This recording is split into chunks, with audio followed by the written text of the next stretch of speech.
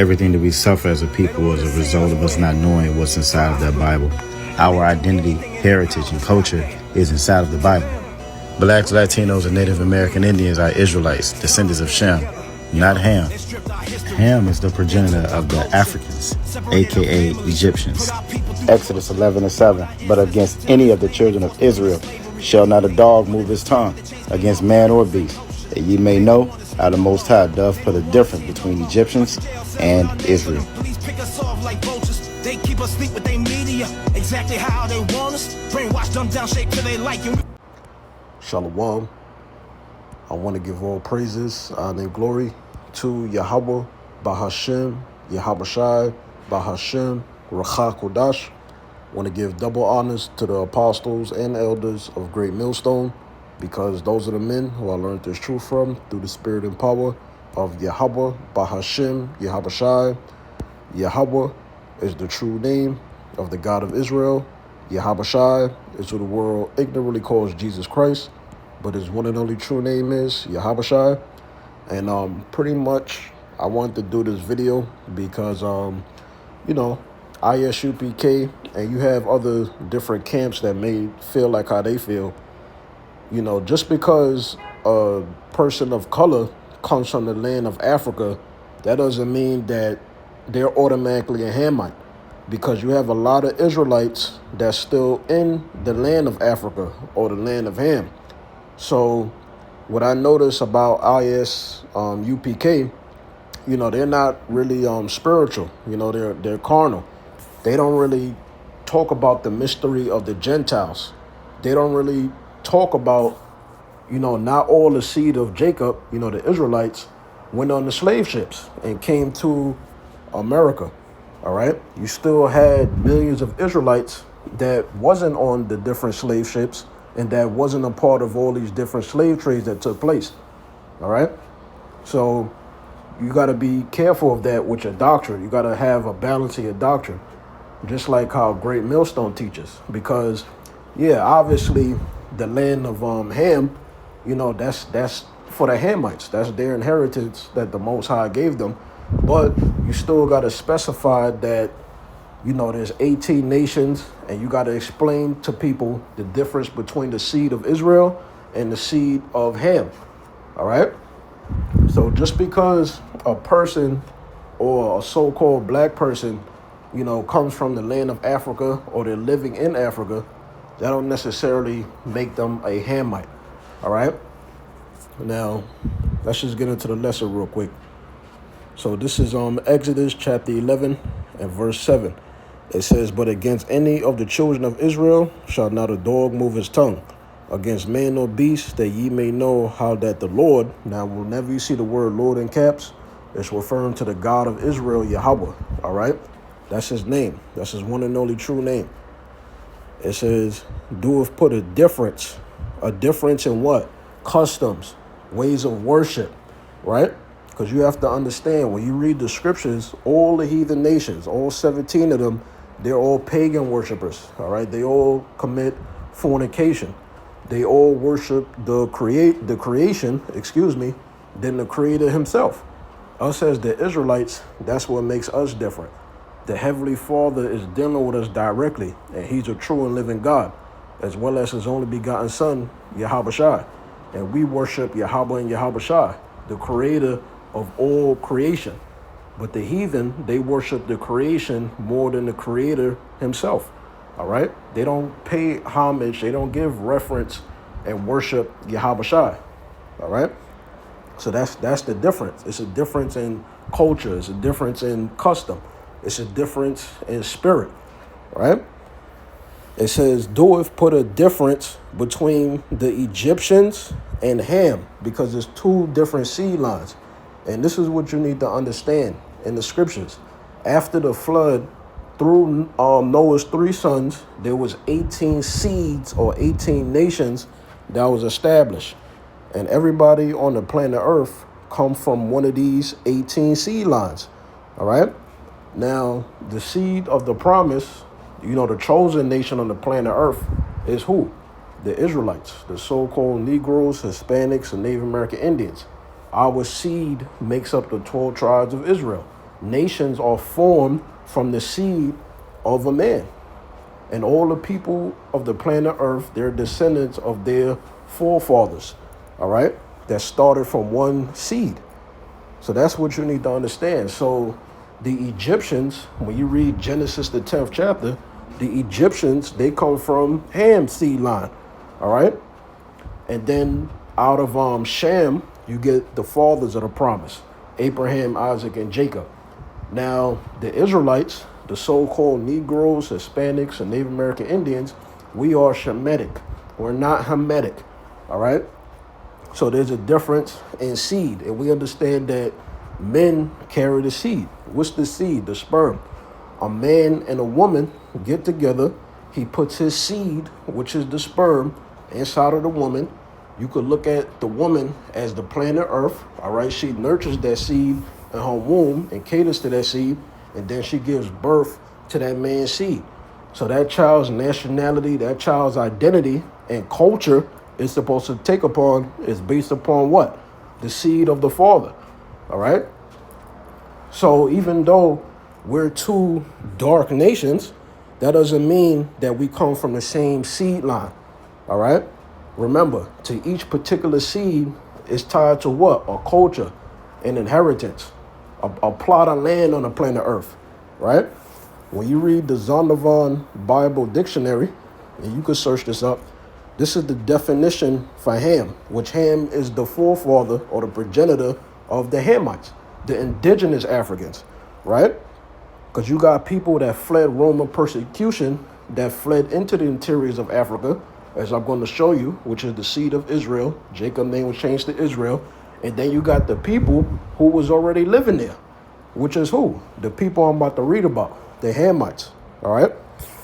So the word Ham, it says perhaps hot, right? Because that region is hot. Hence, that's why, you know, they're so damn dark, all right? It says the youngest son of Noah, born probably about 96 years before the flood. It says, and one of the 8 persons to live through the flood, he became the progenitor, meaning the first, the beginning of the dark races. Because this is what you need to understand. Once you get deeper and know the true gospel and doctrine through Yahushua, right, through the Holy Spirit, but from his men on the planet Earth, the men of great millstone, you understand what? All nations of the planet Earth have skin tone or melanin. Melanin. All right, you know, certain words Jake can't pronounce, so lock it. All right. But, you know, like dark hue, so to say, brown hue, you know, lighter hue. They may be called like yellow. You know, I got a lot of cousins and relatives. They used to say, oh, high yellow. Because I have family, you know, from the Carolinas, like Charlotte, Carolina.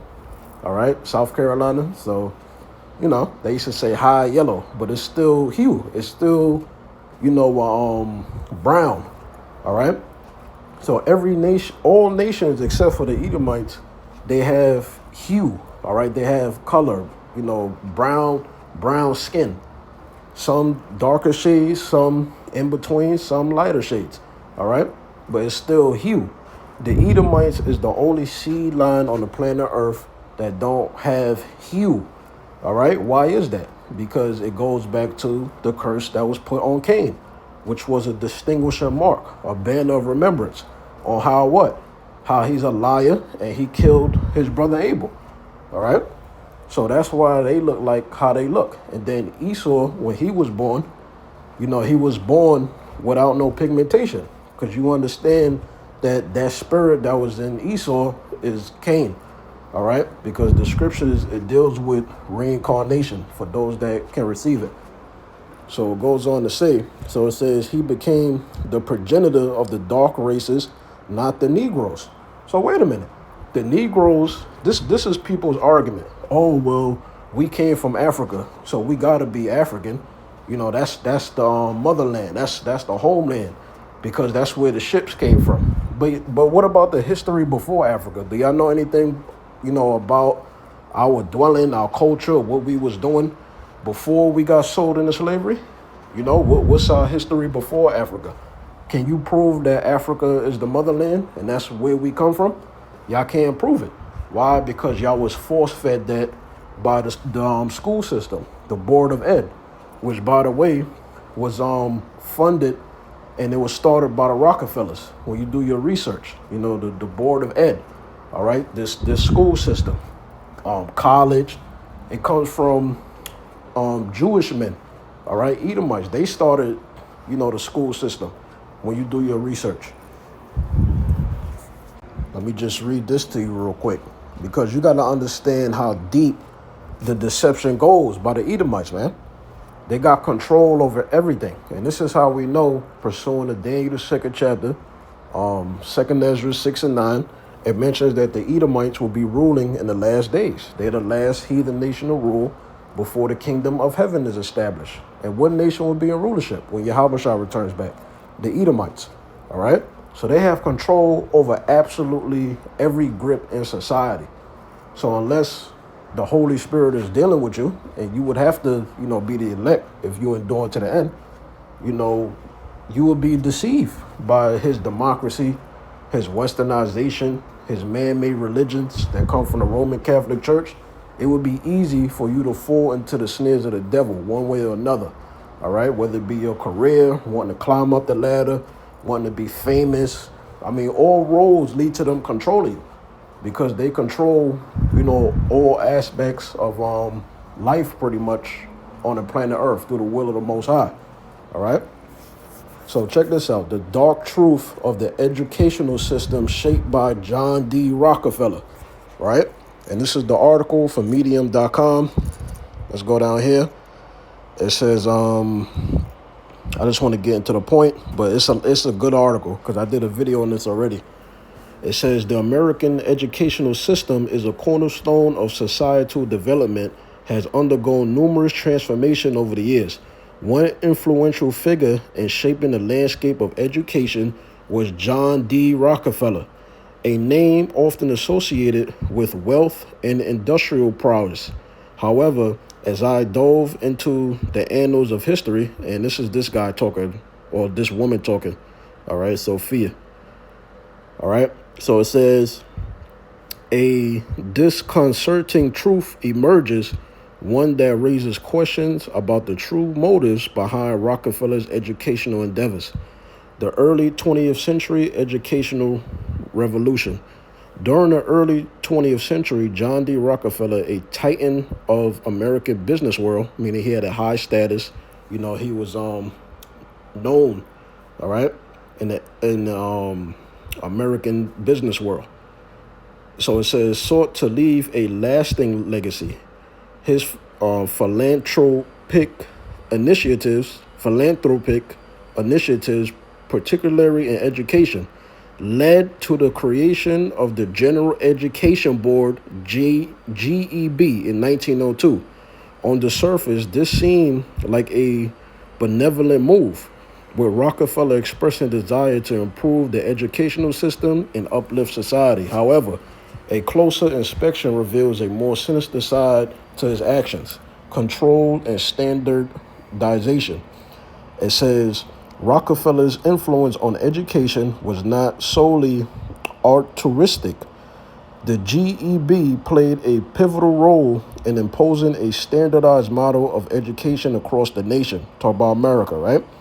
It says this standardization, while seemingly efficient, carried with a hidden agenda to mold a workforce that would serve the interests of industrialists like Rockefeller himself. All right? So pretty much the school systems is to indoctrinate you with their lies, their agendas, so that they can control society, but ultimately breed you to be a slave, to constantly keep, you know, the country going. All right? To keep you in debt. Now people are debt slaves. All right? Continuing on. It says, oh, check this out. By imposing a uniform curriculum, you want to know why everybody wear a uniform going to school? It go back to this. Y'all got to understand, you know, how they really control society. The Edomites are in rulership. It says, by imposing a uniform curriculum and promoting memorialization, right? The GEB aimed to create a complaint and obedient citizenry, right? Meaning people in society, well suited for factory work. All right. The emphasis on conformity stifled creativity and critical thinking, limiting the potential for independent thought and innovation. So in other words, as the Rockefellers control everything, the people that's graduating these different schools, they will eventually have control over future generations because they will be born into what? Being indoctrinated by westernization, by the lies of the school system. And then ultimately the Israelites will never wake up, right? Because that's all they do. They just force feed us civil rights. And no, you was a slave, but they don't go into Deuteronomy chapter 28 to explain why we became slaves, all right? So it says, the suppression of alternative education. In addition to standardization, Rockefeller's influence extended to suppressing alternative educational models that pose a threat to industrialist agenda, all right? So they also formed this school system so that they wouldn't have any competition in business and the workforce, all right? So it goes on to say, independent and progressive educational methods that encourage critical thinking and individualism were sidelined. So people wouldn't be able to think outside the box that the Rockefellers and the elites, like the Rothschilds, make for people in society. This is why you got television. This is why you got them. They control Hollywood. They control entertainment. All right? Everything that you see in society, they're pushing forth their agendas to keep control over people. So it goes on to say, were sidelined in favor of a system designed to produce obedient workers. So this is what this system is designed for. Obedient workers. Slaves, be obedient to your masters. All right? Which they took that scripture out of context during slavery. All right? It's talking about your spiritual masters, the men that you learn the truth from, would be great millstone. All right? It would be the apostles of great millstone on down to young brothers like myself. Great millstone as a whole, beginning with the leadership. Right? That's what it's talking about. That's the slave is talking about. So let's go down here. I'm going to just read this one part, but the whole article good though. It says, Rockefeller's evil design. To truly understand the dark motivations behind Rockefeller's educational activities, one must explore the broader context of his industrial empire. Rockefeller, the founder of Standard Oil, wielded immense power and wealth. His interest in education was not merely philanthropic, it was a strategic move to ensure the perpetuation of his influence and wealth.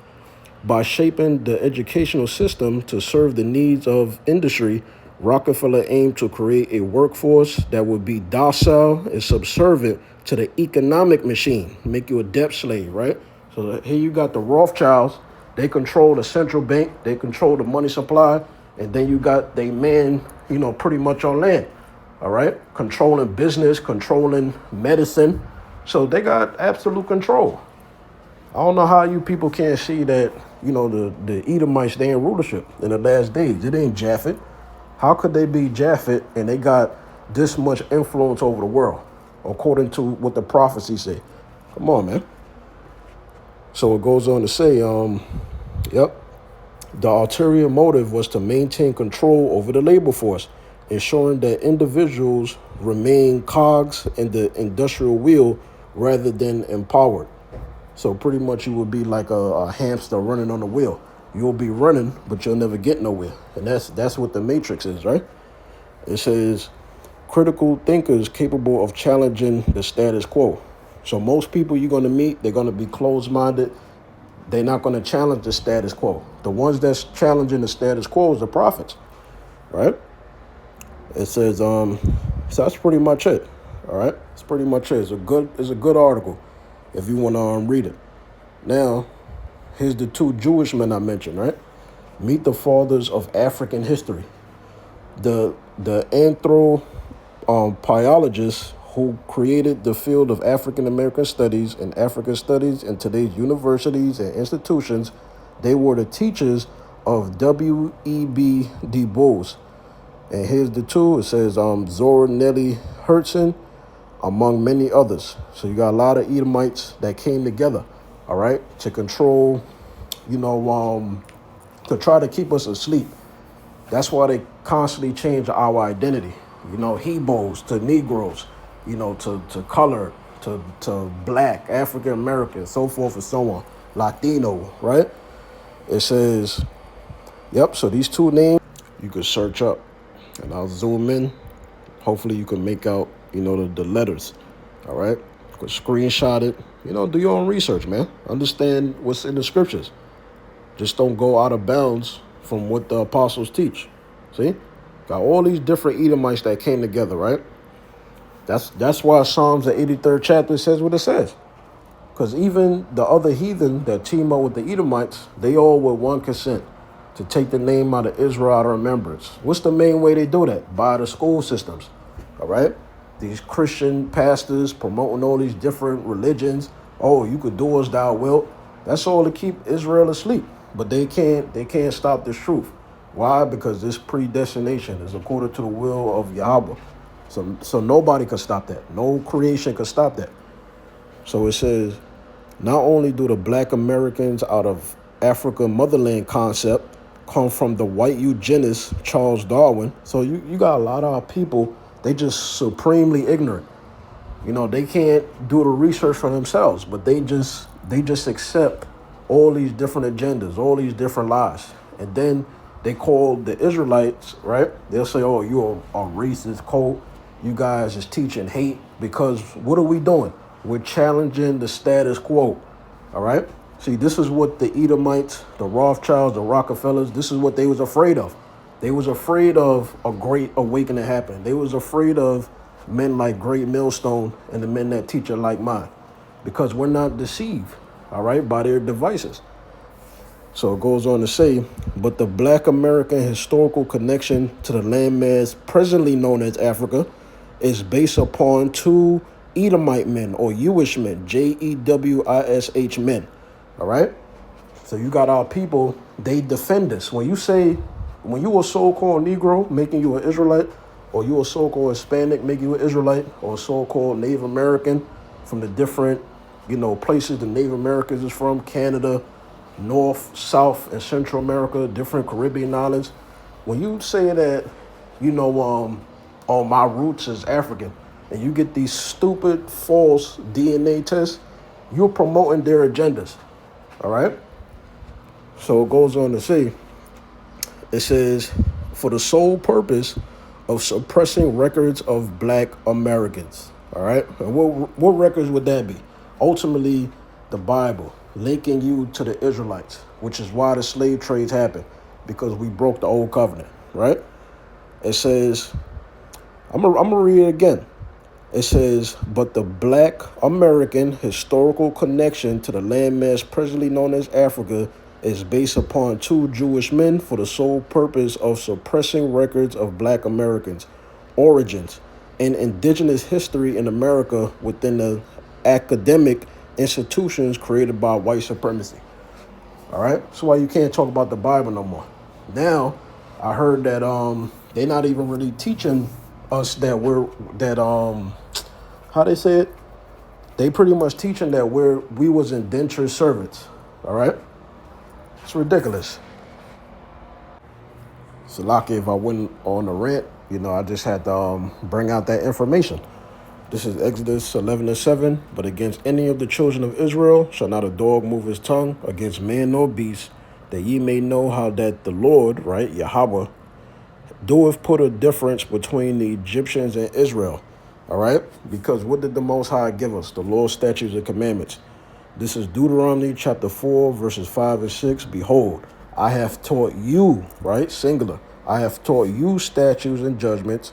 He's talking to the children of Israel, right?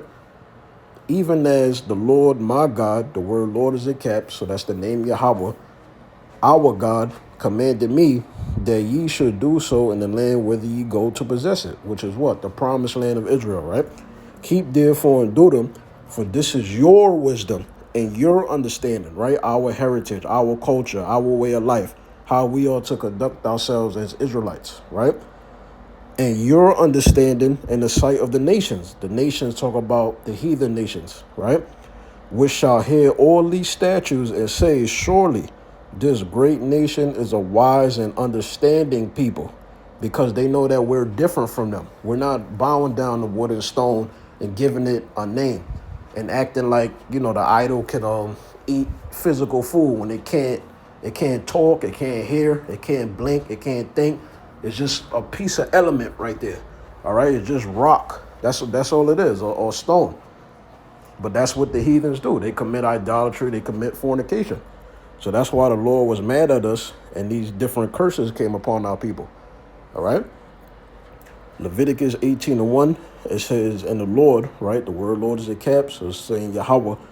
And the Lord Yahweh spake unto Moses, saying, speak unto the children of Israel, right? The so-called Negroes, Hispanics, and Native American Indians, and say unto them, he is the Lord our God, right? Yahweh is our God. It says, after the doings of the land of Egypt, wherein ye dwelt, shall ye not do.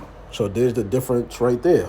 We was dwelling in Egypt, but we're not actually Egyptians, all right? It says, wherein ye dwelt, shall ye not do. So the Lord is telling us, don't act like the Egyptians. Don't keep their customs, all right? Don't keep their ways of worship.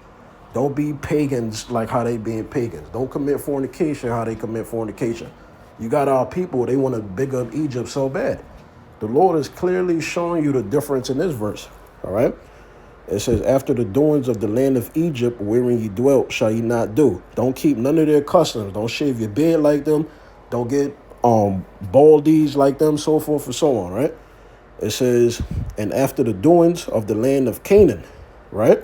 So we're not supposed to copy none of Ham's descendants, you know, concerning their customs and how they worship. We're not supposed to follow the way of the heathen in general, because we got our own laws, statutes, and commandments. It says, whether I bring you, shall ye not do. So we're not supposed to keep the way of the heathen in the promised land of Israel.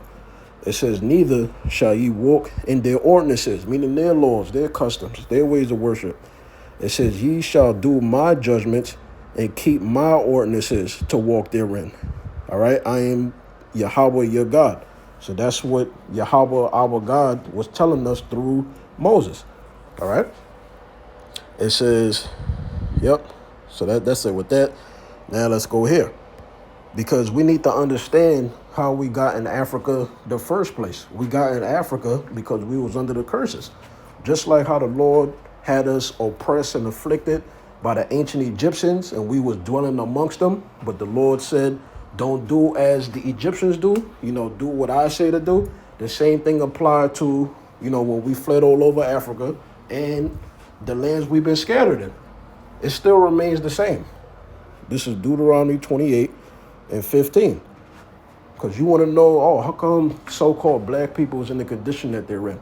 How come so-called Hispanics and Native American Indians, the different Indian tribes, you know, how come they go through so much oppression? Because look at where the Northern Kingdom, all right, the so-called Hispanics, Latinos, the different Indian tribes, look at where they from. They get power outages, crime is at an all-time high, all right? Drugs is rampant in their society. The water is polluted. Insane amount of hyperinflation. I mean, come on, you telling me that they're not Israelites? Anyways, but the point is, Deuteronomy chapter 28 explains the living conditions of the true Israelites, because the true Israelites, they would be on the bottom. They wouldn't be the heads of their particular countries or islands, you know, where they're dwelling at. They wouldn't be the top leaders, all right? This is Deuteronomy 28:15. It says, but it shall come to pass, if thou wilt not hearken unto the voice pursuant to Luke 1:70 is the prophets, right? Which are all men that come from the seed of Israel. It says, if thou wilt not hearken unto the voice of Yahweh thy God, to observe to do all his commandments and his statutes, which I command thee this day, that all these curses shall come upon thee and overtake thee. So these curses that came upon the true Israelites, they would live a life of poverty. You know, they would have to have a come up to have any form of wealth. They wouldn't be in control of nothing. Because when you read verse 48, it said that what? That we would have to serve our enemies for the one of all things. And then eventually, it goes into the siege of Jerusalem, 70 AD. And then it would tell you, which I'm going to get it right now, why we got dispersed. We got dispersed, through the different slave trades, right? So now check this out. This is Deuteronomy 28 and 25. The Lord shall cause thee to be smitten before thy enemies, right? And this happened during the siege of Jerusalem under the Flavian dynasty. It says, thou shalt go out one way against them, right? Out of Jerusalem, because that's what happened with 70 AD. Titus had 60,000 Roman soldiers besiege Jerusalem. So there was no way out. So our people inside of Jerusalem, because they couldn't leave to get food and water and herbs and fruits, they resorted to cannibalism. When you read in the 50th verses on down, all right? That was the Roman Empire that did that to us. And who controlled the Roman Empire? The Edomites. Titus, he was an Edomite, right? So we could only leave one way, and then we fled into the interiors of Zen, in Africa, right? So it says, thou shalt go out one way against them and flee 7 ways before them, all throughout Africa, right? And thou shalt be removed into all the kingdoms of the earth, all the different slave trades, right? So now let's read verse 64, because you also need to understand that, yeah, it was the Hamites that sold us to the Arabs, that sold us to, the Edomites. But even before that time, you had Jakes, you had Israelites that was dwelling in Africa too.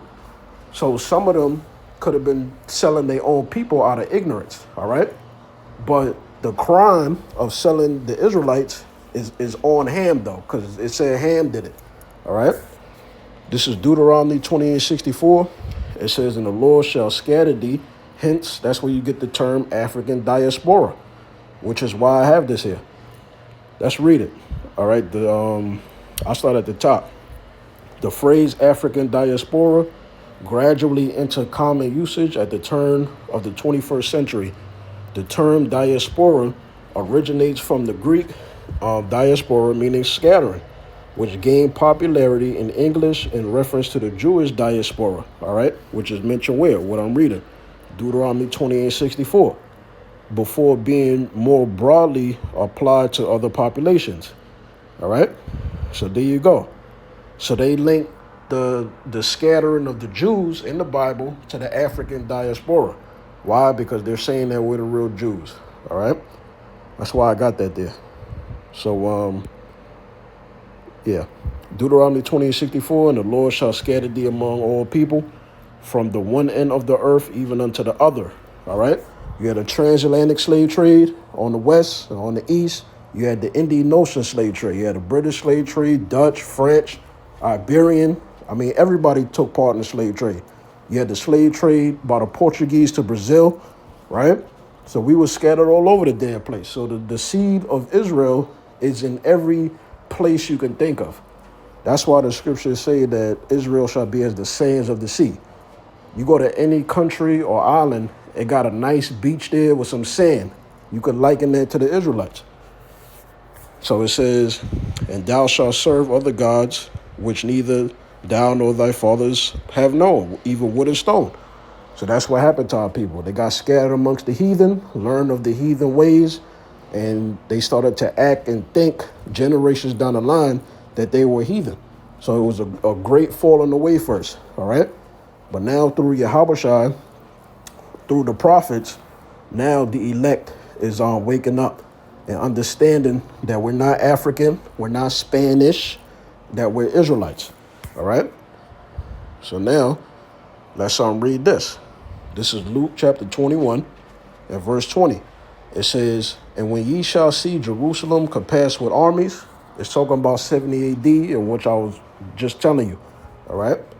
Even Yahushua, when you read Matthew, the 24th chapter, the first 2 verses, Yahushua, he prophesied about 70 AD, how the Romans, which were Edomites, was going to destroy the second temple. But see, the wicked Pharisees, wicked scribes, the Sadducees, right? They took that literal. Like if he was going to destroy the temple and then build it back up the third day, the third temple is a spiritual temple that represents the elect of Israel. All right. It says, then know that the desolation thereof is nigh. It says, then let them which are in Judea flee to the mountains. All right. So what mountains is it talking about? It's talking about Africa. Because if you look at a map and you see where Jerusalem or the land of Israel is at, and you see where Africa is at, it's right there. It would be easy to fled into Africa. All right. So even when you read in the scriptures, our forefathers, they always went down into Africa to flee persecution. So that ain't nothing new. All right. You had our forefathers, they sojourned, from the land of Chaldees to Syria to Egypt or Africa. All right. So it goes on to say, yep. It says, and let them which are in the midst of it depart out, and let not them that are in the countries enter thereinto. So our people, they fled all throughout Africa. Some even went into Saudi Arabia, all over. All right. That's why you could go on YouTube and you could search up, black people in Yemen, black people in India, black people in Pakistan, Sri Lanka, all these different places on the east. Why? Because you had the Indian Ocean slave trade, and then you had them which fled out of Judea, Jerusalem, into these different parts, fleeing Roman persecution. All right. So it says, for these be the days of vengeance, that all things which are written may be fulfilled. But woe unto them that are with child, and to them that give suck. And the precept to that is Deuteronomy 28, from like verses 49 through like 56. Let's talk about like the siege of Jerusalem. All right. And I already broke it down for you earlier with the cannibalism and stuff like that, how we couldn't leave out our land. Right. So it says, in those days, 70 AD, for there shall be great distress in the land, because you couldn't leave out to get water or food. So they resorted to cannibalism, right? And wrath upon this people. Why? Because we broke the old covenant. We constantly kept going into captivity over and over again, not listening to the prophets. So there was a consequence for that. It says, and they shall fall by the edge of the sword, and shall be led away captive into all nations. All right. So what does that talk about? When you read this book, page 84, that's all you got to read. Page 84 from the book From Babylon to Timbuktu. All right. The prophecy of Luke 21, verses 20 through 24. Here's the secular history, right? That confirms that prophecy. It says, during the period from Pompey to Julius, it has been estimated that over 1 million Jews fled into Africa. Fleeing from Roman persecution and slavery, the slave markets were full of black Jewish slaves. All right. So now let's read again. Luke 21:24. And they shall fall by the edge of the sword, and shall be led away captive into all nations. It just said it. It just told you who the slave markets was filled with. Jews. All right. And Jerusalem shall be trodden down of the Gentiles until the time of the Gentiles be fulfilled. So we're in the time of the Gentiles, pursuing the Daniel, the 2nd chapter. And who's the last heathen nation to rule? The Edomites, the revived Roman Empire. All right. So if the Edomites rule ancient Rome and the empire before that, Greece, if we in the revived Roman Empire in the form of America mainly, and then the EU, what nation would be in rulership? The Edomites. All right. So now, let's go back. When you first come into the truth, the main things you learn that the Lord hooks you with spiritually is what? Deuteronomy 28th chapter, and the fact that the Hamites, a dark nation that looks similar to us, right, in hue, they sold us to the Ishmaelites, which is the so-called Arabs, right? You got the sub-Saharan slave trade or the Arab slave trade, and then they sold us to the Edomites. Then you learn that these people right here, they funded the slave ships, all right? 98% of the slave masters were these people when you do your research. And there was a divine reason why the slave trades happened. while people constantly got scattered, constantly went into captivity, became, a lost people, a people searching for their identity, right? Because that's in the scriptures. In the early 18th century, kings of Dahomey, known today as Benin, became big players in the slave trade, right? Waging a bitter war on their neighbors. Who are their neighbors? Israelites, all right? Resulting in the capture of 10,000, including another important slave trader, the king of Wida. King Tegbusu, right, made 250,000 euros a year selling people into slavery in 1750. All right? There's a lot of information on this. It's a lot of information. All right? And this is where you get, so-called black people sold black people. No, it was Hamites that sold Israelites. All right? Let's see. So, I mean, that's pretty much it. That's pretty much it. Let's read some of this, though. It says, which African king, or I'm going to replace the word African with Hamite king, sold the most slaves, a.k.a. Israelites, right? AI overview. It's difficult to pinpoint one specific African king who sold the most slaves, as the trade was a complex and widespread phenomenon involving many rulers and regions, right? So you had different African or different Hamitic kings at that time that was selling Israelites all over Africa, and they all had a hand on it, all right? You ain't just have Israelites in West Africa, all right? You had Israelites in Central Africa, North Africa, South, East, and West Africa, but the main bulk was in West Africa. That's the most famous slave trade, where the slave trade happened, the transatlantic slave trade. So it says, the kings of Dahomey, present-day Benin, were significant players in the 18th century, and their involvement in the slave trade was particularly notable, right? So these are different Hamitic kings that sold actual Israelites, a dark nation selling another dark nation. Two different seed lines, though, all right? Two different nations. Remember, nations are formed from the seed of their forefather. It says, king of Dahomey, or kings of Dahomey. In the early 18th century, the kings of Dahomey became major players in the Atlantic slave trade, waging wars on their neighbors to capture people for sale. All right? I read that one already. It says, other notable figures. It says, while Dahomey is prominent, other African rulers and regions were also involved in the slave trade. Other Hamites, right? Including the Kingdom of Congo and Queen Njishga and Mbade. All right? Probably pronouncing that wrong. You see how it's spelled. It says, the Kingdom of Dahomey. The Kingdom of Dahomey has sold hundreds of thousands of slaves to merchants like Francisco de Souza. All right? It says the Clotilda. Captain William Foster arrived in Owada, right, which is a corrupted way of saying Judah, because when you look at a map of Western Negro land, right, you can see, look, Kingdom of Judah. Where at?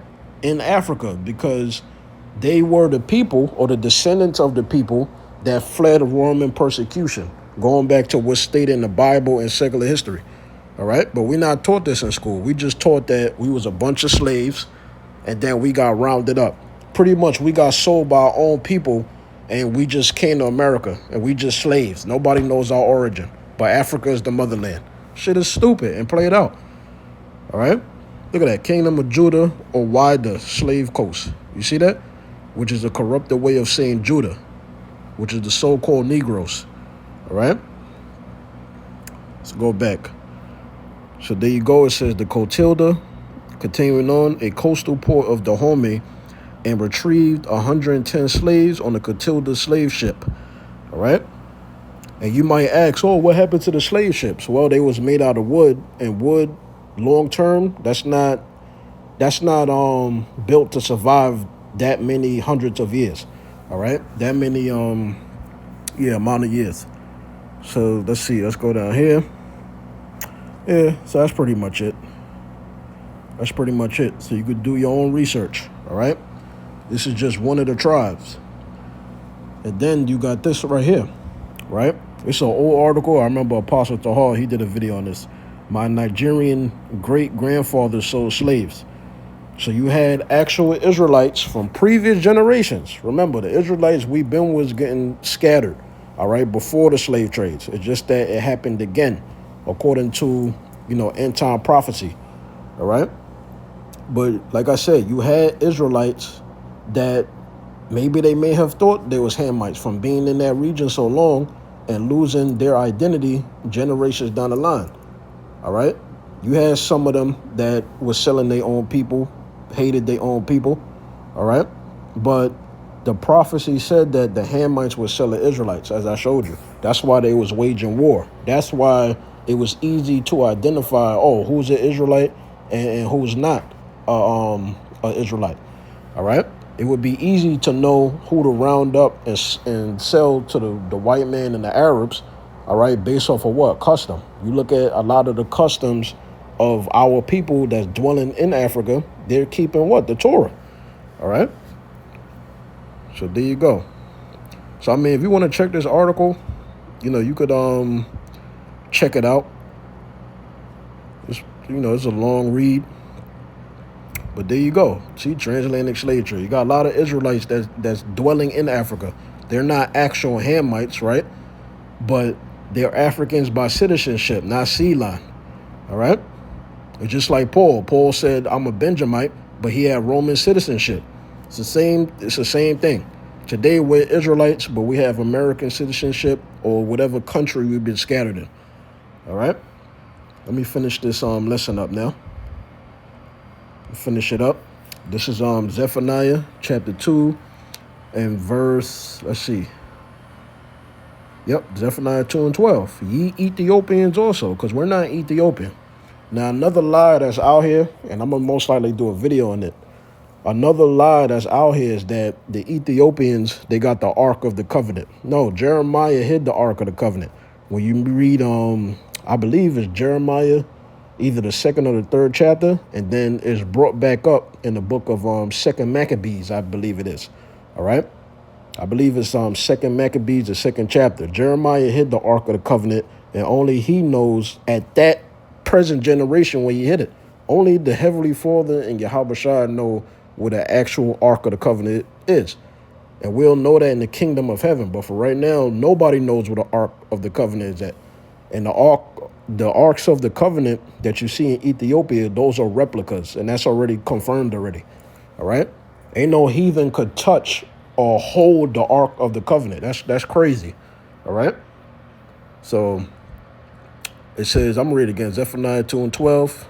Ye Ethiopians, referring to Hamites, right? So-called East Africans. It says, ye Ethiopians also, ye shall be slain by my sword. All right? So the Lord is against the Hamitic nations for what they did to his people. So that's pretty much it. Like I said, the lesson was about the difference between the seed of Israel and the seed of Ham. All right? Lord willing, you was edified by the lesson. Shalom. And remember, you have Israelites that's scattered all around the earth.